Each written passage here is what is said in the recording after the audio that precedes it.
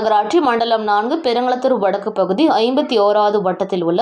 அரசு ஆதிதிராவிட நலப்பள்ளியில் கூடுதல் வகுப்பறைகள் கட்டும் பணியினை தாம்பரம் மாநகர செயலாளர், தாம்பரம் சட்டமன்ற உறுப்பினர் SR ராஜா MLA அவர்கள் ஆய்வு மேற்கொண்டார்.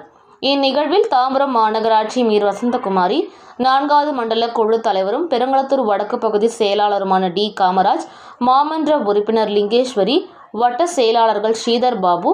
கமலக்கண்ணன், பகுதி கழக நிர்வாகிகள், மாவட்ட மாநகர பகுதி அணிகளின் நிர்வாகிகள், வட்ட நிர்வாகிகள், கழக தோழர்கள் மற்றும் அரசு அலுவலர்கள், ஆசிரியர்கள் பங்கேற்றனர்.